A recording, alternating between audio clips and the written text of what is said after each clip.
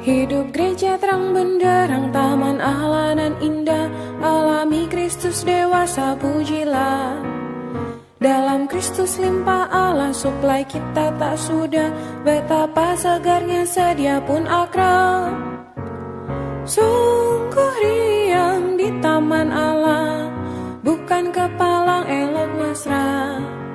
Hari-hari kenyang buah menyesap sungai hayat, bumi tiada hidup yang lebih sedap. Bukan gedung, bukan pabrik ataupun sekolahan, gereja taman hayat Kristus dewasa. Kita telah Tuhan tanam, dipupuk dan disiram, kita ini ladang garapan Allah.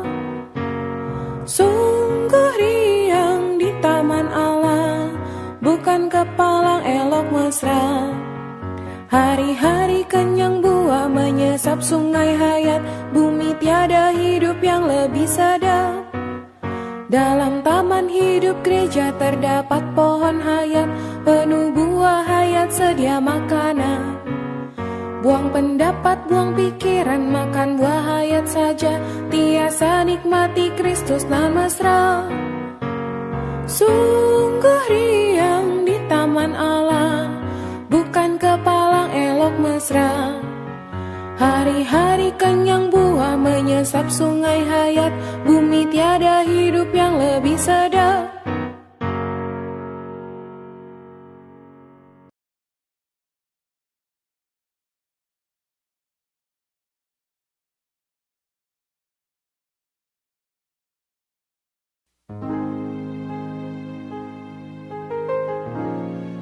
Berita ke-35. Organisme Allah Tritunggal dalam penyaluran ilahi, bagian ketiga. Kedua, ranting-ranting saling mengasihi, berbuah mengekspresikan hayat ilahi. Kita telah melihat bagian pertama Yohanes pasal 15, yakni ayat 1-11, yang memperlihatkan hubungan kita dengan Tuhan. Bagian kedua, yakni dari ayat 12-17, memperlihatkan hubungan antar sesama kita. Dari bagian kedua pada pasal ini, kita nampak bahwa ranting-ranting harus mengasihi satu sama lain, sehingga berbuah mengekspresikan hayat ilahi. Ayat-ayat ini mewahyukan bahwa hal berbuah berkaitan erat dengan hal saling mengasihi. Kita harus memelihara hubungan yang tepat terhadap satu sama lain dalam hayat, yaitu dalam kasih oleh hayat. Kita harus memelihara hubungan kita dalam kasih, serta mengasihi satu sama lain berdasarkan hayat yang ada di dalam kita. Hayat ini adalah Tuhan sendiri. Saling mengasihi adalah hidup gereja, church life, kehidupan tubuh.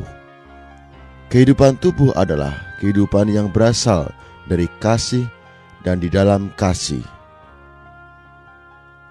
Kita tidak seharusnya mengasihi dengan kasih insani, melainkan saling mengasihi dalam hayat ilahi dan dengan kasih ilahi.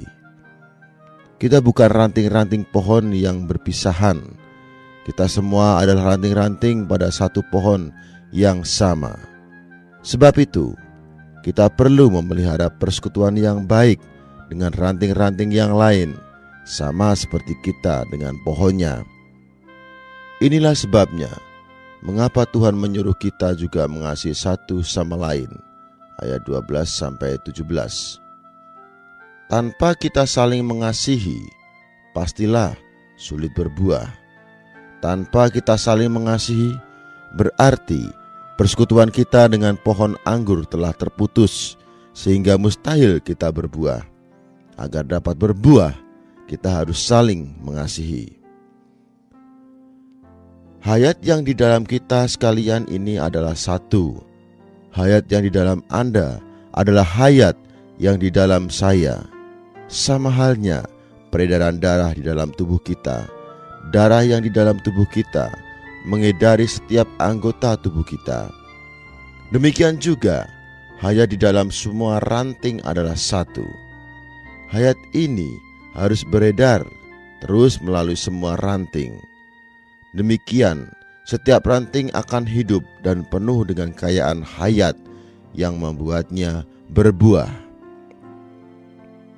A. Ranting-ranting adalah satu. Ranting-ranting memang banyak, namun mereka itu satu.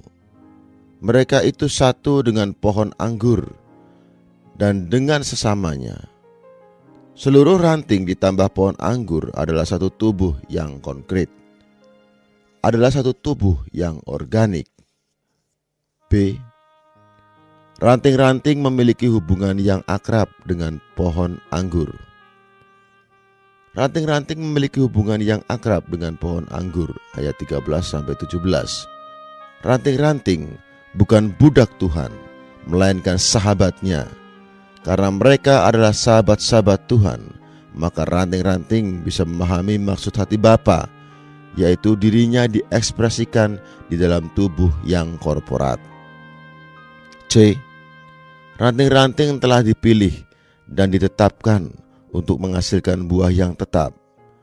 Dalam ayat 16, Tuhan berkata, "Bukan kamu yang memilih aku, tetapi akulah yang memilih kamu. Aku telah menetapkan kamu, supaya kamu pergi dan menghasilkan buah, dan buahmu itu tetap, supaya apa yang kamu minta kepada Bapa dalam namaku, diberikannya kepadamu." Tadinya kita adalah ranting-ranting liar, namun karena iman kita telah diokulasikan ke dalam Kristus. Di sini Tuhan berkata, Dia telah menetapkan kita. Ini mengandung arti pengokulasian. King James Version memakai kata ditakdirkan, ordain di sini. Saya senang istilah ditakdirkan. Kita telah ditakdirkan. Ditakdirkan berarti telah ditetapkan. Semua saudari termasuk saudari yang muda harus mengetahui bahwa mereka telah ditakdirkan. Apakah Anda mengetahui bahwa Anda telah ditakdirkan? Kita telah ditakdirkan untuk berbuah. Janganlah mengatakan bahwa aku terlalu muda untuk ini. Betapapun mudanya Anda telah terpilih dan ditakdirkan untuk menghasilkan buah-buah yang tetap. Dalam pasal ini terdapat 4 macam pembicaraan mengenai berbuah. Berbuah ayat 2, berbuah banyak ayat 8, lebih banyak berbuah ayat 2, buah yang tetap ayat 16. Berapa lama buah itu tinggal? Tergantung berapa banyak hayat yang Anda salurkan ke dalamnya. Ini semua tergantung pada banyaknya hayat yang kita salurkan ke dalam orang yang baru beroleh selamat. Ini menentukan berapa lama mereka akan tinggal. Seringkali ketika kita membawa seorang kepada Tuhan, kita hanya menyalurkan sedikit hayat ke dalam mereka. Itulah sebabnya sedikit di antara mereka yang tinggal tetap. Sulit sekali bagi mereka untuk tinggal lebih lama. 1. Melalui berdoa dalam nama Putra. Ranting-ranting telah dipilih untuk menghasilkan buah yang tetap melalui berdoa dalam nama Putra. Ketika kita mendoakan hal berbuah, harus dalam nama Putra. Berdoa dalam nama Tuhan menuntut kita untuk tinggal dalam Tuhan, serta membiarkan Dia dan firman-Nya tinggal di dalam kita, agar kita benar-benar bersatu dengan Dia. Dengan demikian, doa kita adalah juga doanya. Permohonan semacam ini berhubungan dengan hal berbuah, pasti akan dijawab oleh Bapa. Bila kita berdoa dengan cara ini, kita harus menyatakan bahwa kita bersatu dengan Tuhan. Kita tidak perlu minta-minta, melainkan menyatakan bahwa kita ini satu dengan Dia. Apa adanya Putra dan apa yang dimiliki Putra adalah milik kita, dan kita berada di dalam namanya. Berdoalah demikian. 2. Melalui bersatu dengan Putra, hidup berdasarkan Dia dan membiarkan Dia hidup di dalam kita. Kita bukan saja harus berdoa dalam nama Putra, tetapi harus pula bersatu dengan Putra. Hidup berdasarkan Dia sambil membiarkan Dia tinggal di dalam kita. Ini adalah perkara yang sangat penting. Doa kita tergantung pada kehidupan kita. Kita harus bersatu dengan Tuhan dalam kehidupan kita. Kemudian baru kita bisa bersatu dalam doa kita dan berdoa dalam namanya. Melalui kehidupan dan doa demikian, kita bisa menghasilkan buah-buah yang tetap. D. Ranting-ranting saling mengasihi. Ranting-ranting perlu saling mengasihi dalam hayat Putra, dalam kasih Putra, dan di dalam perintah Putra yang memerintahkan kita supaya berbuah bagi kemuliaan Bapa.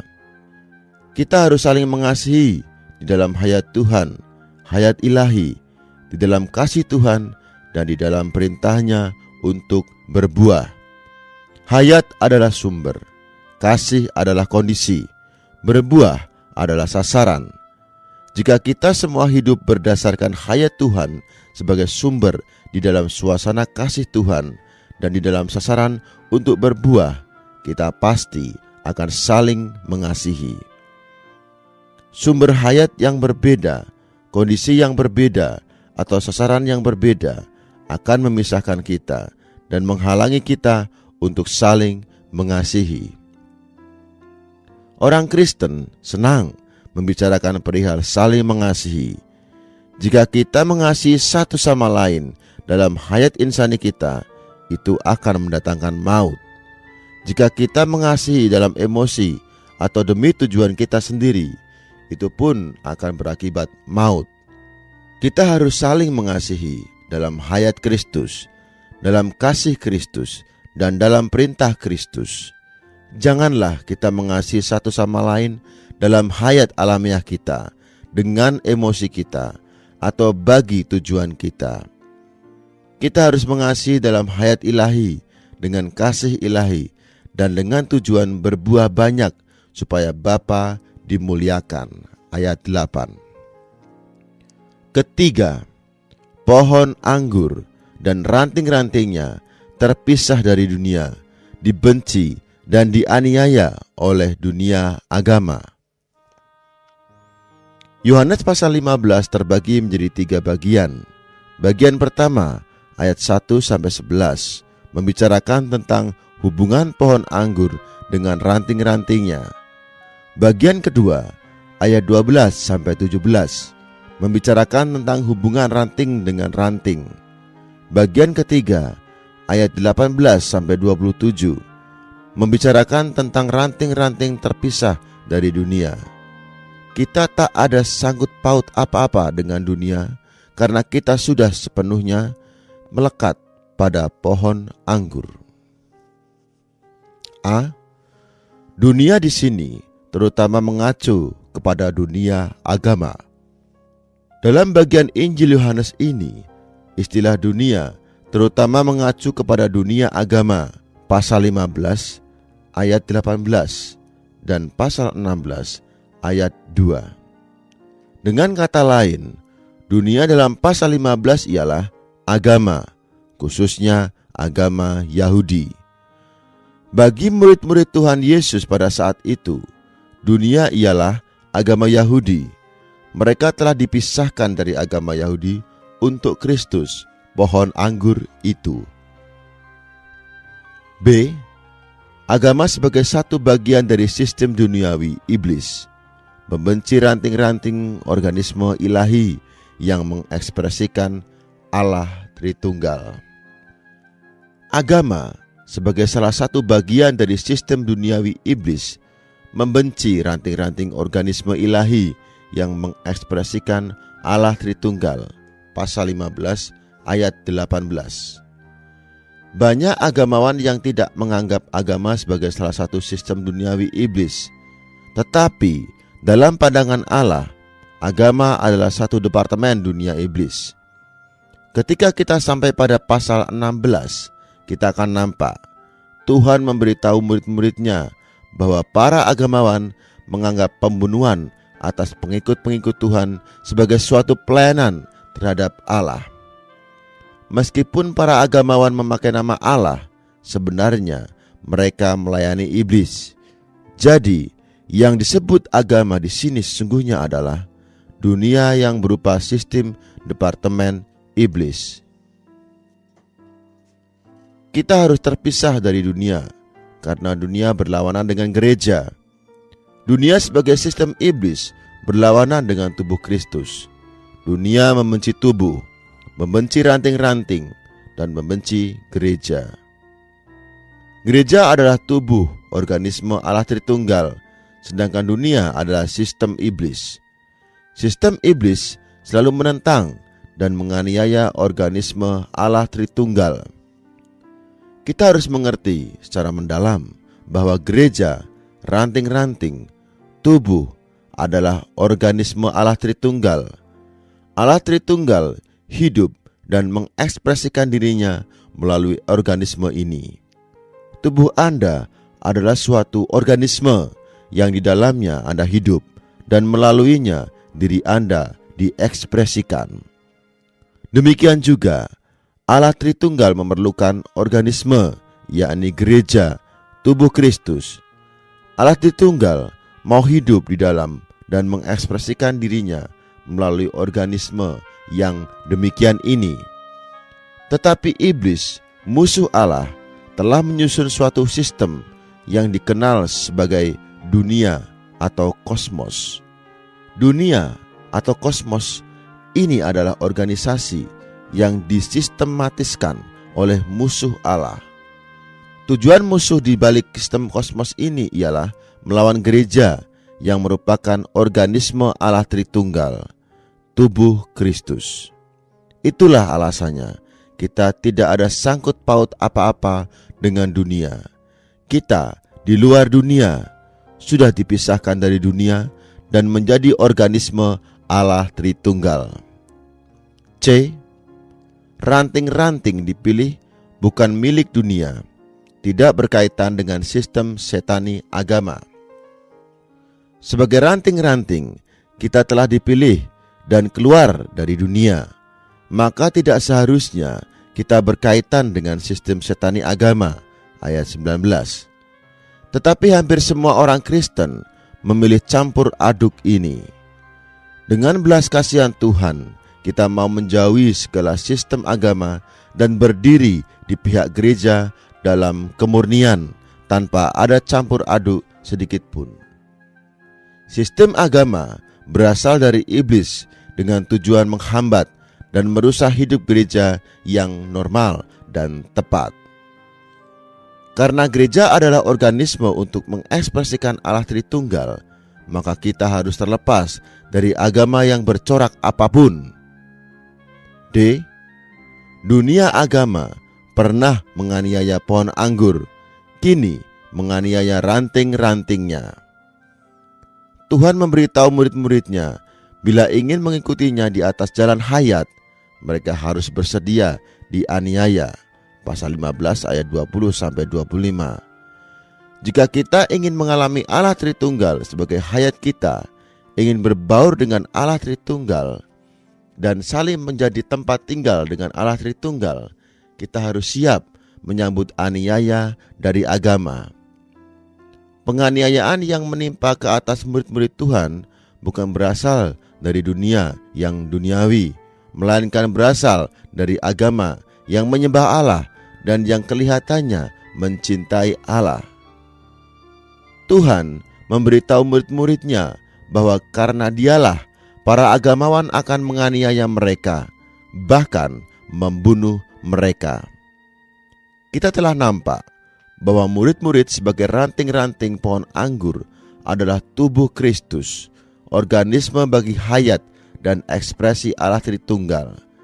Dan dunia yang adalah sistem kosmik adalah sistem yang disusun oleh iblis.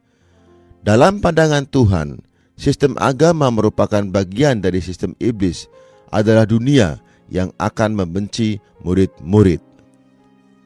Dunia agama menganiaya orang-orang yang mengikuti Tuhan dalam hayat karena mereka adalah ranting-ranting pohon anggur yang benar, bersatu dengan Tuhan, bergerak dan melakukan sesuatu dalam nama Tuhan. Para agamawan tidak mengenal Bapa yang adalah sumber Tuhan. Maka mereka membenci orang-orang yang sungguh-sungguh mengikuti Tuhan. Karena orang-orang agama membenci Bapa yang di dalam Putra, pasal 15 ayat 23, maka mereka pun membenci pengikut-pengikut Putra. Kebencian dan penganiayaan ini merupakan dosa mereka di mata Allah, pasal 15 ayat 22 dan 24. Dari semua ini kita dapat mengetahui betapa jahatnya agama sekalipun agama itu dibentuk berdasarkan firman Allah yang kudus. Disinilah terpampang kelicikan musuh di dalam agama. Penolong bersaksi. 1. Adalah roh realitas. Yohanes pasal 15 ayat 26. Jikalau penolong yang akan kuutus dari Bapa datang, yaitu roh kebenaran atau realitas yang keluar dari Bapa, ia akan bersaksi tentang aku. Agama menganiaya, tetapi roh realitas bersaksi. Roh Kudus adalah realitas dari segalanya, dan kita adalah saksi-saksi roh realitas. 2. Diutus oleh Putra. Dalam ayat ini Tuhan mengatakan bahwa Dia akan mengutus roh realitas kepada murid-murid. Tetapi dalam pasal 14 ayat 26 Tuhan mengatakan bahwa Bapa yang akan mengirim penolong, Roh Kudus, dalam nama Putra. Yohanes memakai dua cara yang berlainan tentang satu hal yang sama. Pertama, Yohanes pasal 14 ayat 26 mengatakan Bapa akan mengutus Roh Kudus. Kemudian Yohanes pasal 15 ayat 26 mengatakan Tuhan sendiri telah mengutus Roh Kudus. Lalu, siapa sebenarnya yang mengutus Roh Kudus? Bapa atau Putra? Kita harus menjawab, Roh Kudus diutus oleh Bapa dan Putra. Bapa dan Putra adalah satu. Bapa mengutus berarti Putra mengutus. Putra mengutus berarti Bapa mengutus.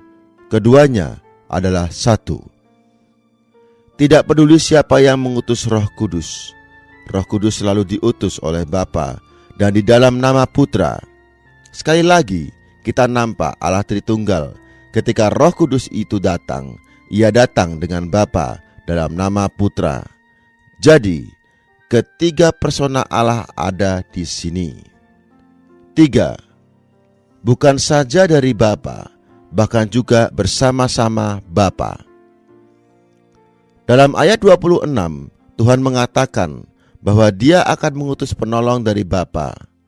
Telah kita tunjukkan dalam berita ke-32, bahasa Yunani dari kata penghubung yang diterjemahkan dari dalam ayat ini adalah para, yang berarti dari, dengan, from, with. Roh realitas yang diutus Putra dari Bapa datang bukan hanya dari Bapa, tetapi juga dengan Bapa. Penolong datang dari Bapa dan bersama-sama Bapa. Bapa adalah sumber. Ketika roh ini datang dari sumber, ia bukannya terpisah dengan sumber, tetapi datang dengan sumber. Roh ini diutus Putra dan datang bersama dengan Bapa, akan bersaksi tentang Putra. Karena itu, kesaksiannya mengenai Putra adalah masalah Allah Tritunggal. 4. Bersaksi. Roh realitas bersaksi tentang Putra sebagai pohon anggur.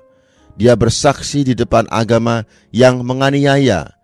Tambahan pula, Roh Kudus bersaksi kepada ranting-ranting dan melalui ranting-ranting kepada dunia.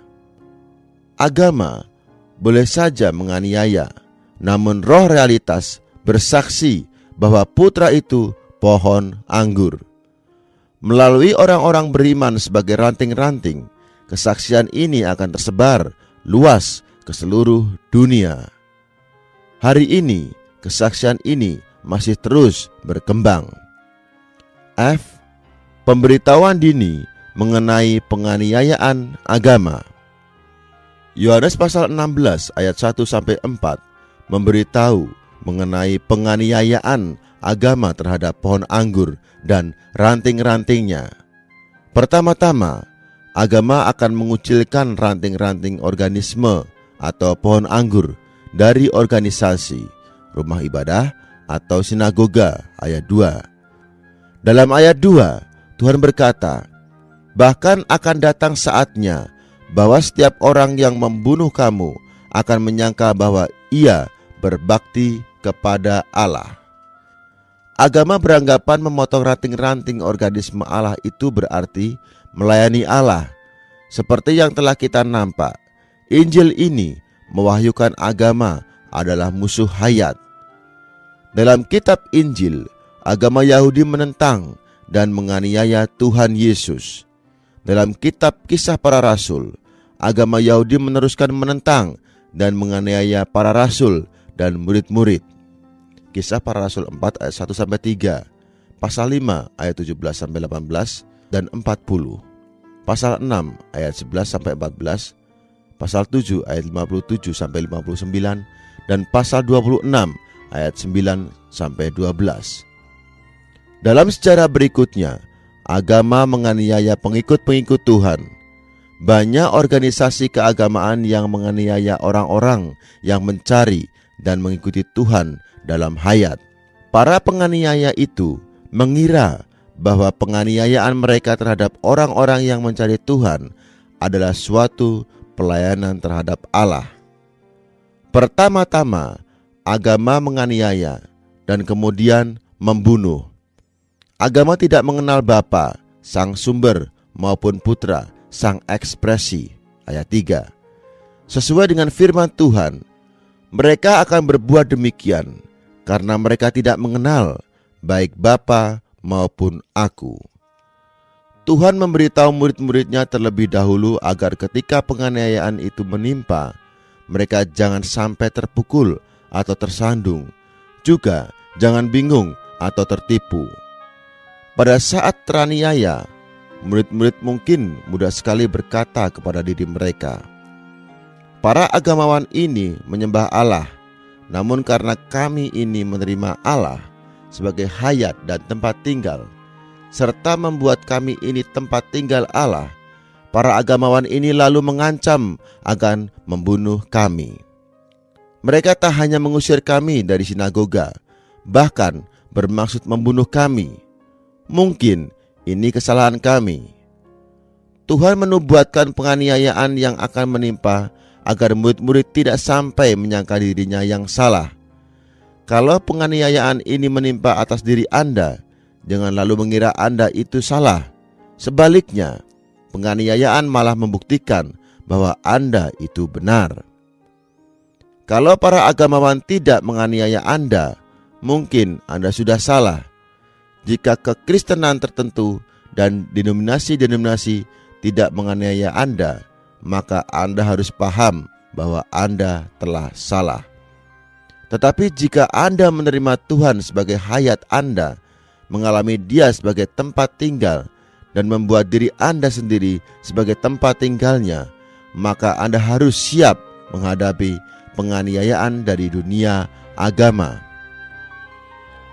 Sebagai sistem yang terorganisir iblis, dunia telah menganiaya tubuh Kristus dalam 3 tahap besar.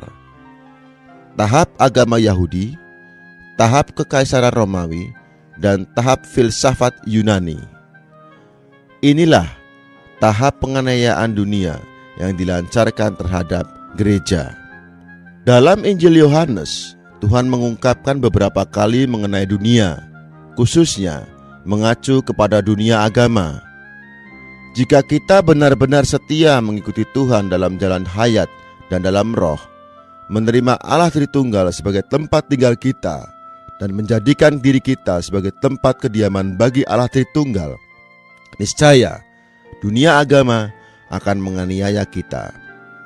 Coba katakan, siapakah yang mengikat John Huss pada tiang dan membakarnya sampai mati? Roma Katolik. Siapakah yang memenjarakan John Bunyan, penulis buku Pilgrim Progress atau Musafir Surgawi? Gereja Inggris. Siapakah yang memenjarakan Madame Guyon? Roma Katolik. Kata-kata Tuhan mengenai hal ini telah terwujud sepanjang zaman. Kapan kala ada seorang atau sekelompok orang yang mengikuti Tuhan di atas jalan yang diwahyukan dalam Yohanes pasal 14 dan 15, mereka pasti akan dianiaya oleh dunia agama. Dunia agama akan tetap melancarkan penganiayaan terhadap orang-orang yang mengikuti Kristus di atas jalan hayat. Amin.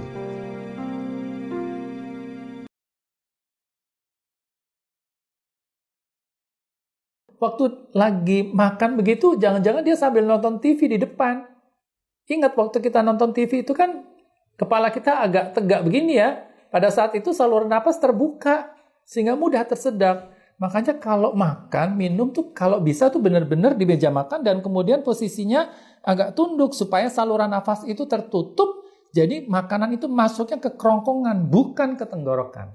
Kalau tersedaknya itu sampai menyumbat saluran pernafasan ya, jadi istilahnya stuck begitu, tidak ada cara lain kecuali manuver. Jadi kita balikkan, kita berdiri, kita peluk dari belakang, perutnya kemudian kita tarik ke belakang supaya tekanan di perut itu naik dan kemudian bisa menyebabkan muncratnya misalnya apa, tersedak bola nasi atau bakso atau permen gitu ya, untuk supaya bisa keluar lagi.